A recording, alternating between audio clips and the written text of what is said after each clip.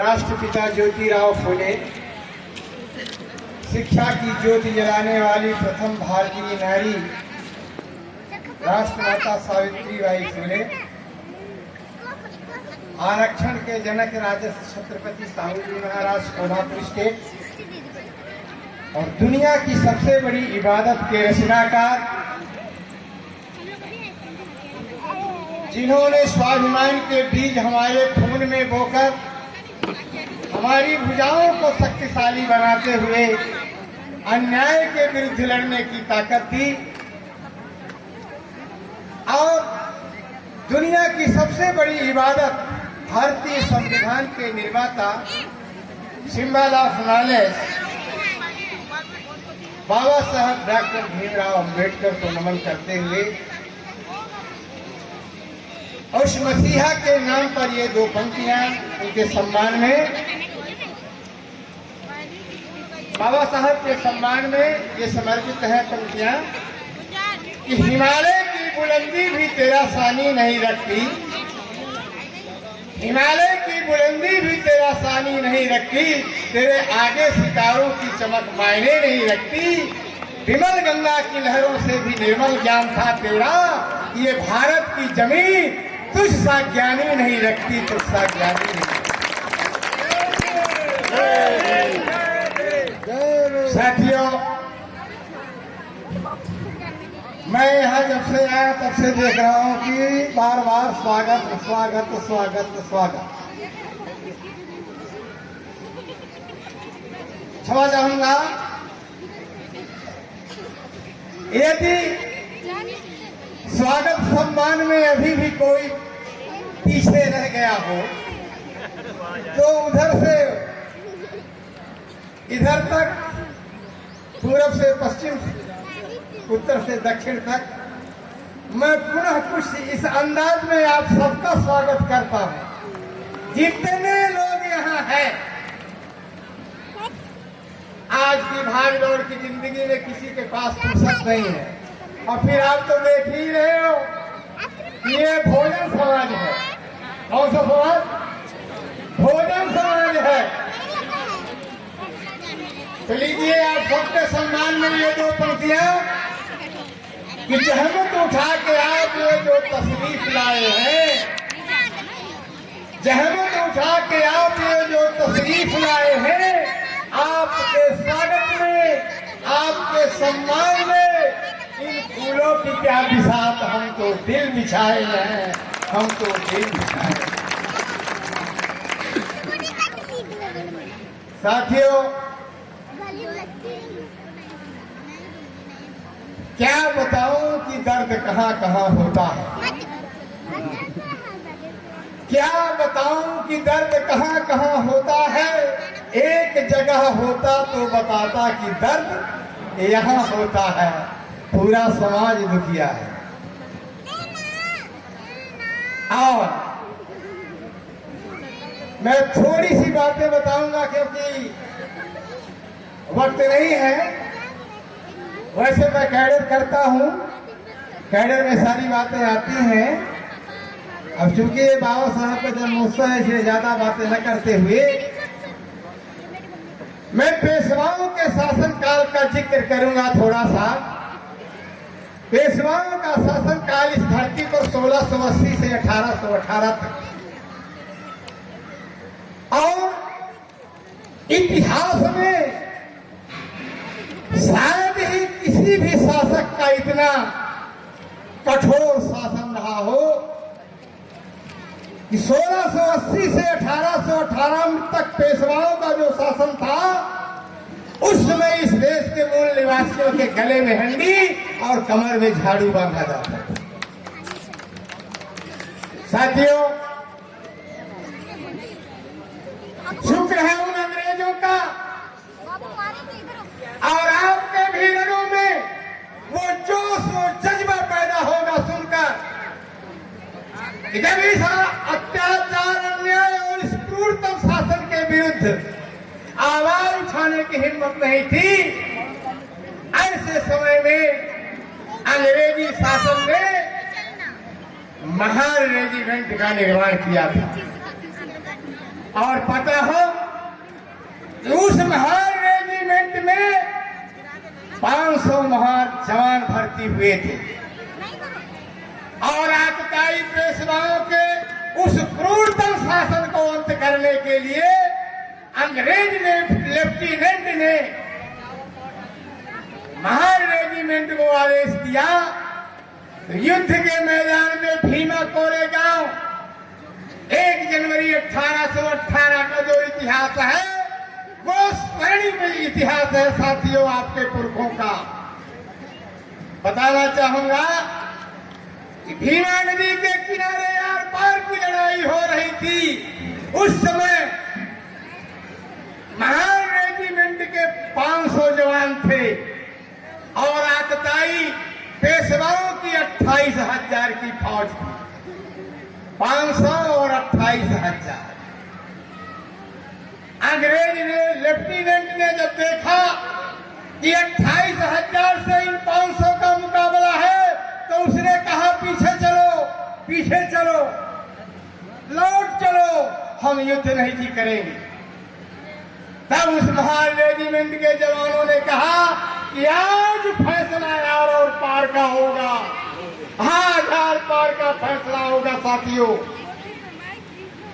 मैं आपको बताना चाहता हूं कि आज भी आज की तारीख में उस पेशवाई शासन की मोदी, योगी और अमित शाह के द्वारा नकल उतारी जा रही है और वही काम करने के लिए वो आतुरता दिखाई दे रहे हैं।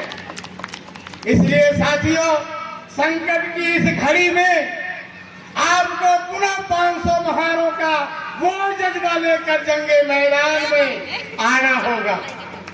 मैं आपको याद दिला दूं कि जब सड़कें सूनी होती हैं तो संसद आवारा हो जाती है।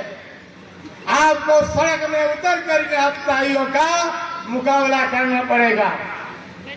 साथियों भीमा कोरेगांव में 1 जनवरी 1818 को जब युद्ध हुआ तो 500 महान जवानों ने लेफ्टिनेंट के आदेश को मना करके वो लौट गए युद्ध के लिए और 500 महान जवानों ने 28,000 को धूल चटाया आपके पुरखे।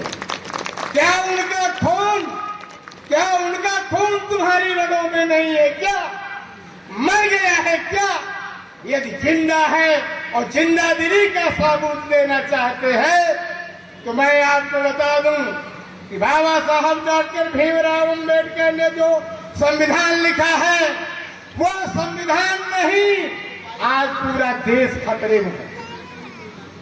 मैं आपको बता दूं 140 करोड़ मूल निवासी समाज के लोग हैं और 140 करोड़ मूल निवासी समाज से बाबा साहब डॉक्टर भीमराव अंबेडकर का लिखा संविधान आह भर के पुकार के तड़प कर कहता है 140 करोड़ लोग मिलकर मेरी रक्षा कर लो, मैं तुम्हारी अकेले रक्षा करने में सक्षम हूं। ये भारत का संविधान कहता है।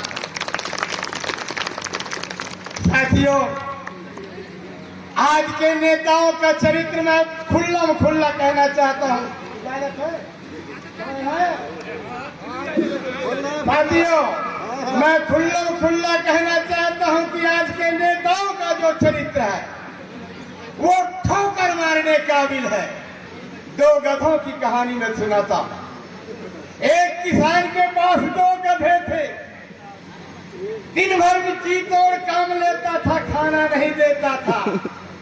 अचानक उन 2 गधों में से एक गधा एक दिन छूट कर निकल गया और चोरी छिपे एक पहाड़ी पे उस पार चला गया। घास चरता, पानी पीता और जो दूसरा गधा किसान के कब्जे में था, दूसरा गधा जो किसान के कब्जे में था वो दुबला पतला, खाना भी नहीं, डबल काम। एक दिन अचानक दूसरा वाला गधा जो किसान के अंडर में था वो भी छुटक गया और छुटक के उस गधे के पास जो पहले छूट गया था उसके पास गया तो देखा यार तुम्हारी तो सेहत बहुत अच्छी है, मैं तो बिल्कुल सारा खाना भी नहीं देता, काम दुगना लेता है। तो वो कहता है कि तू भी भाग गया, मेरी तरह तू भी उस कैद खाने से निकला। तो गधा क्या कहता है? वो गधा कहता है यार कहते तो ठीक हो लेकिन मेरा भविष्य दिखाई देता है वहां का। क्या?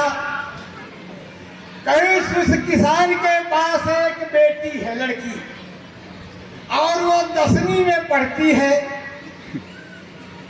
किसान कहता है कि अगर तू इस वर्ष 10वीं फेल हुई तो मैं तुम्हारी शादी इस गधे से कर दूं। कहा बस यही भविष्य मेरा दिखता है। तो ऐसे जो दलाल नेता हैं जो गुलामी करते हैं मैं उनको कहता हूं कि छोड़ दो, नहीं वक्त तुम्हें माफ नहीं करेगा। साथियों सपोज करिए क्या लड़की वो किसान की लड़की फेल हो जाएगी तो क्या वो किसान उस गधे से शादी करेगा? नहीं ना। यही हाल इन नेताओं का है। साथियों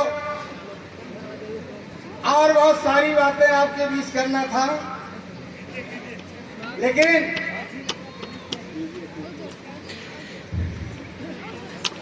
लोग राह के हर मोड़ पर रुक रुक के संभलते क्यों है और इतना डरते हैं तो घर से निकलते क्यों? सही है ना? बाबा साहब और हमारे पुरखे नहीं डरे। यदि उनका खून हमारी रगों में है तो हमें भी जंगे मैदान में आके मुकाबला करने का है। साथियों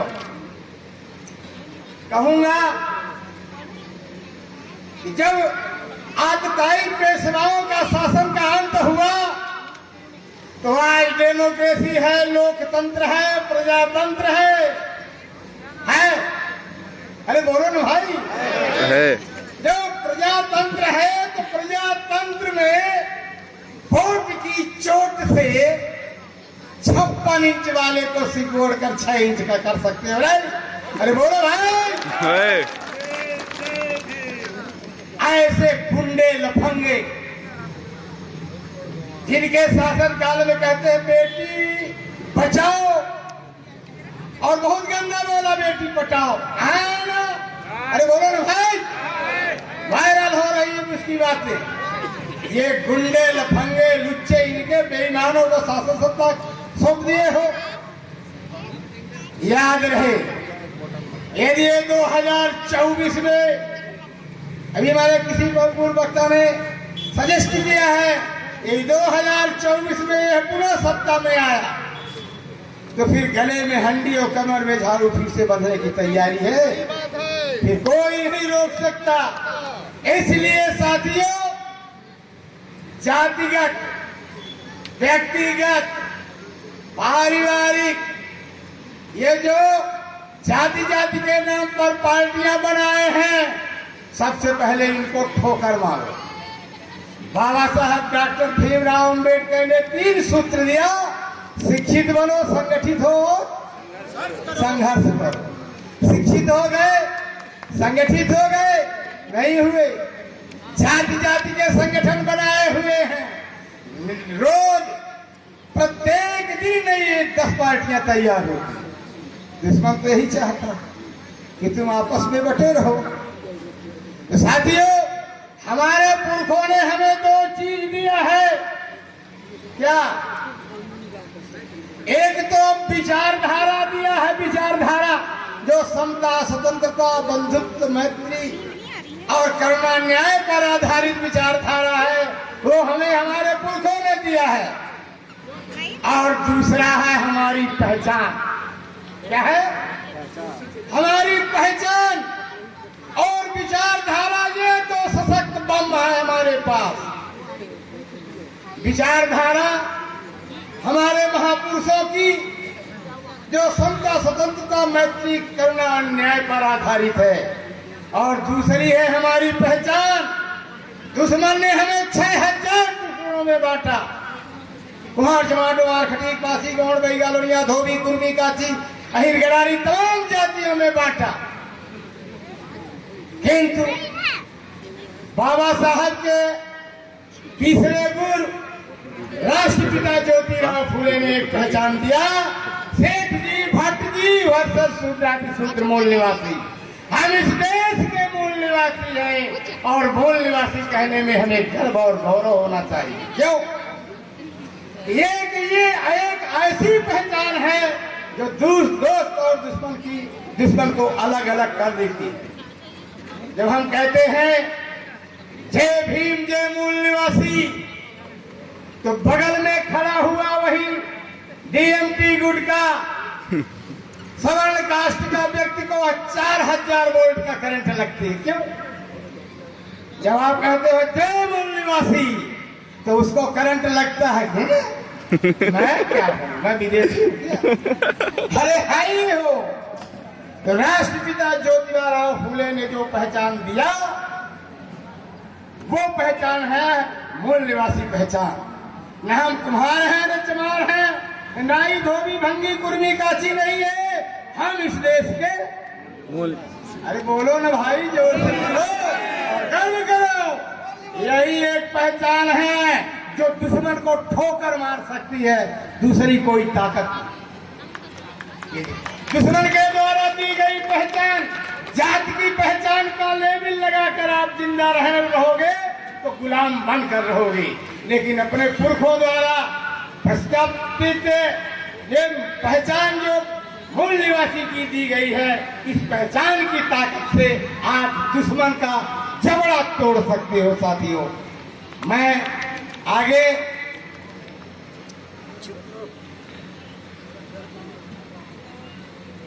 कहना चाहता हूं दुश्मन को कि छुपाने दो उजाले को बला से जो छुपा लेंगे, छुपाने दो उजाले को बला से जो छुपा लेंगे।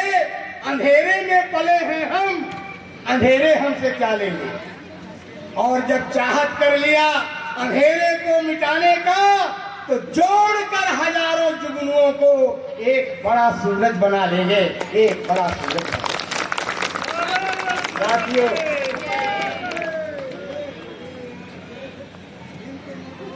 मैं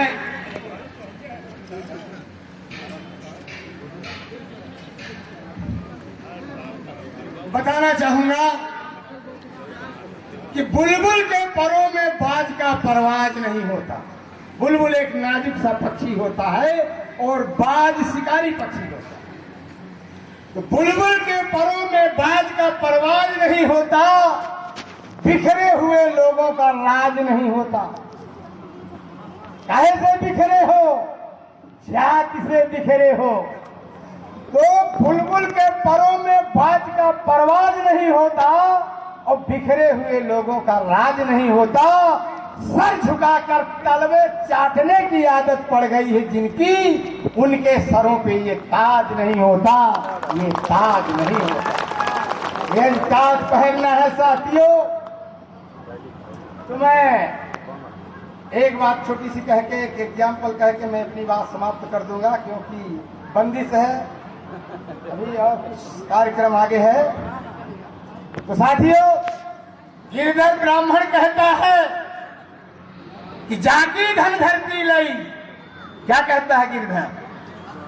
गिरधर ब्राह्मण ब्राह्मणों को कहता है, एससी एसटी ओबीसी को नहीं कहता। क्या कहता है? कि जाकी धन धरती लई ताहिन की जय संग। ओ भाई साहब, अरे जाटो जी थोड़ा सा शांत रहे। क्या कहा? गिरधर ब्राह्मण कहता है ब्राह्मण से, जाकी धन धरती लई ताहिन की जय संग। किसकी धन धरती लिया? अरे इस देश के मूल निवासियों की। तो कहता है जाकी धन धरती लई ताहिन की जय संग, और जो संग राखत ही बने तो करी राखू अपंग। अपंग हाथ बोल तोड़ के, अरे नहीं हाई दिमाग, पढ़ने लिखने मत देना। कितना होशियार था। जाकी धन धरती लई ताहिन की जय संग, और जो संग राखत ही बने तो करी राखू अपंग। और फिर पनपे सो न कीजिए। ऐसा कोई काम नहीं करना कि वो फिर से फूट के पनपे। फिर पनपे सो न कीजिए, फिर कपट रूप दिखलाई ताश मन हर लीजिए। यदि ब्राह्मण सीधे सीधे पैसा मांगे दो 100 रुपए मिठाई खाने को, तो आप कह दोगे मुंह का नाप दिया है क्या? किंतु वही ब्राह्मण झोले से एक करिया पाथर शालिग्राम निकाला और कहा कि बचवा बेटा, ये भगवान 3 दिन से भोग नहीं लगाए हैं, तो फट दे 200 रुपए। कहता है कि जाकी धनधरती लई ताहिन कीजे संग, और जो संग राखत ही बने तो करी राख पंग। और फिर पनपे सो न कीजे, फिर कपट रूप दिखलाई ताश मन हर लीजिए। मन हर लिया शालिग्राम दिखा के, ताश मन हर लीजिए। कहा गिरधर कबीराय खटक जई है नहीं ताकि कोटि दिलासा दे। समझ जाओ, खोने के लिए कुछ भी नहीं है, सब कुछ जा चुका है, अब तो मिलना ही मिलना है। और ब्राह्मणों ने कहा है कि कलयुग में चौथे वर्ण शूद्र का राज होगा, तो हराम खोरो छोड़ क्यों नहीं देते गद्दी।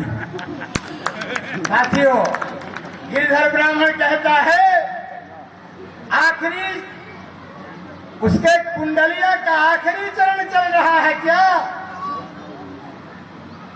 कोटि दिलासा देव लई धन धरती जाकी। जिनकी धन धरती सब कुछ हड़प लिया, उन्हें केवल और केवल दिलासा देते रहो। आज जमीन बंटने वाली है, कल 15-15 लाख रुपए खाते हुए आने वाला है, फिर बकरी मिल जाएगी, फिर और कुछ मिल जाएगा, बस दिलासा देते रहो। ऐसा ही हो रहा है कि नहीं हो रहा? अरे बोलो भाई, अब इसके आगे क्या है? इसके आगे जीत है, और किसकी? हम मूल निवासियों की। कहिए, जोर से बोलिए। मैं कहूंगा मूल निवासी जागेगा, तो आप कहोगे चोर लुटेरा भागेगा।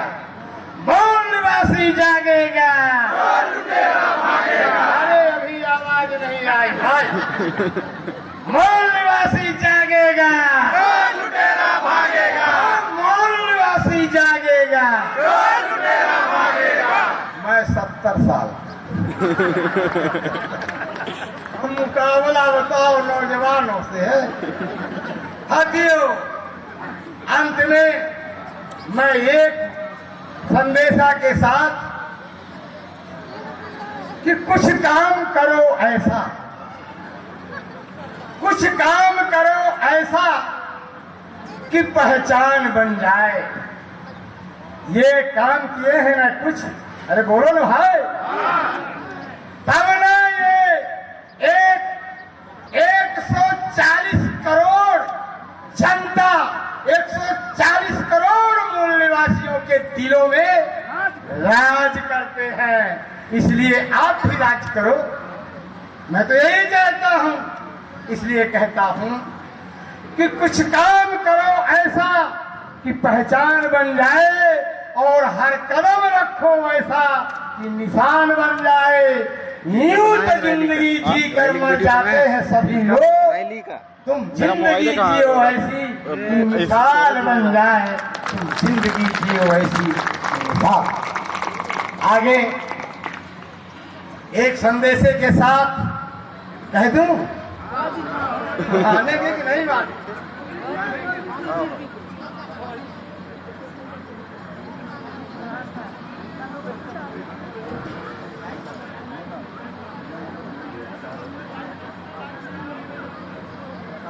साथियों,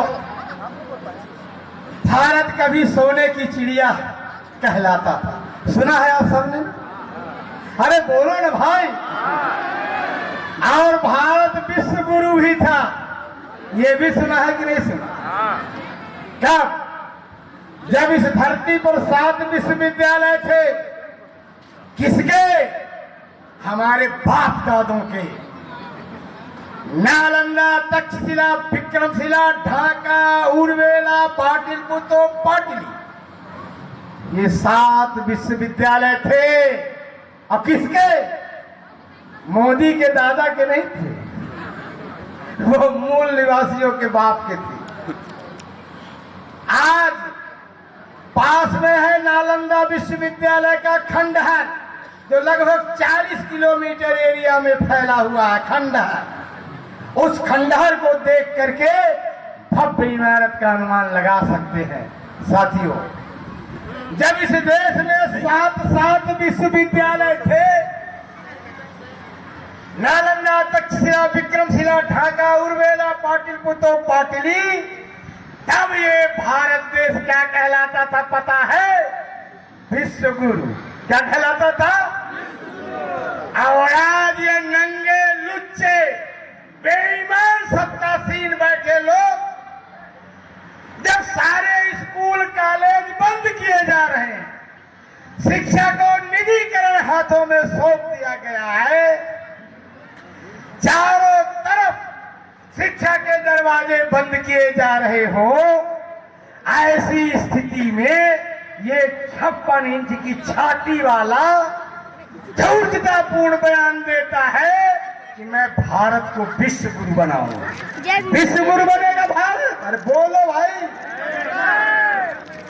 बोलो। सब बेच दिया, लेकिन मैं आपको वादा करता हूं कि बेचने दो। जिस दिन नहीं, अभी 2024 के इलेक्शन में यदि आप लोगों ने इन्हें धूल चटा दिया, कैसे? जैसे भीमा कोरे गांव में 500 जवानों ने 28,000 को धूल चटाया, वैसे आप अपनी वोट की चोट से इन्हें सत्ता से अलग कर, सत्ता अपने हाथ में लेकर, और मैं आपको वादा करता हूं, कांग्रेस के शासनकाल में इंदिरा गांधी ने जब प्रधानमंत्री थी तो उन्होंने 14 बैंकों का राष्ट्रीयकरण किया था। आज ये प्राइवेट कर रहे हैं, करने दो, शासन सत्ता उनके हाथ में है, लेकिन जैसे ही सत्ता हमारे हाथ में आएगी, मैं एक पाई का हिसाब ले लूंगा और पूरे जो प्राइवेटाइजेशन कर रहे हैं उनको हम पब्लिक सेक्टर में लाएंगे। साथियों, बहुत खूबसूरत भारत देश, बहुत अच्छी कहानी है, अब बहुत ही प्रेरक है। बस यही कह के मैं अपनी बात खत्म कर दूंगा। एक बहुत खूबसूरत जंगल था, खूबसूरत जंगल था। उस जंगल में, उस उपवन में हजारों प्रकार के जीव जंतु पशु पक्षी निवास करते थे। उसका फल खाते, छांव में रहते, लेकिन दुर्भाग्य की अचानक एक दिन उस खूबसूरत जंगल में आग लग गई।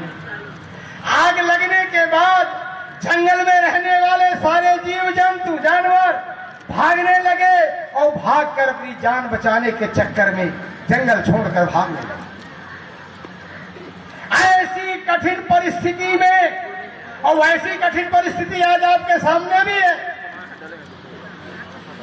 आने वाली पीढ़ियां यदि सब लुट गया, गले में हंडी और कमर में झाड़ू बन गया, तो आने वाली पीढ़ियां आपसे पूछेंगी कि बाबूजी, उस समय जब संविधान जा रहा था, खतरे में था, तो आप लोग क्या कर रहे हैं, क्या कर रहे हैं? तो आपको तो नहीं, पर मैं छाती ठोक कर ये कहूंगा कि मैं लड़ाई लड़ रहा था बेटा, किंतु लड़ाई कामयाबी की तरफ नहीं हुई। आप भी जवाब दे सको आने वाली पीढ़ी को, और हिम्मत के साथ। अब वो कब होगा? जब आप मुकाबला करेंगे। तो सारा जंगल जब जल रहा था, जंगल के जीव जंतु भाग रहे थे, ऐसी कठिन परिस्थिति में एक छोटी सी चिड़िया उड़ती और उड़कर नदिया में जाती, अपने चोंच में पानी भरती और उस भयानक आग में डालती। ऐसा करते हुए, चिड़िया को ऐसा करते हुए जब भागने वाले सारे जीव जंतुओं ने देखा, तो कुछ पल के लिए ठहर गए और उस चिड़िया का इंतजार करने लगे। जब वो आग में पानी डालकर वापस पुनः पानी लेने के लिए गई, तो सारे जानवरों ने रोक करके कहा कि रे रुक रुक रुक, तेरे एक चोंच पानी से इतनी बड़ी आग बुझने वाली नहीं। तो उस चिड़िया ने क्या कहा? आपको भी यही जवाब देने के लिए तैयार कि चिड़िया ने कहा कि यह तो मैं भी जानती हूं कि मेरे एक चोंच पानी से इतनी बड़ी आग बुझने वाली नहीं, लेकिन अपने एक चोंच पानी से यदि एक भी बीज बचाने में सफल हुई तो यह उजड़ा हुआ उपवन पुनः हरे भरे उपवन में बदल जाएगा।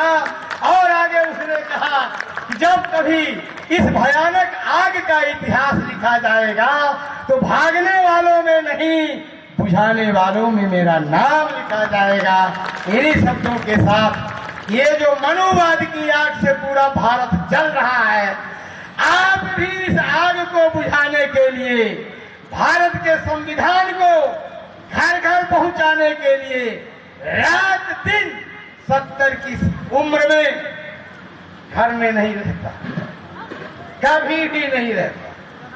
50,000 पेंशन के मिलते हैं, एक पैसा घर में नहीं देता। क्यों?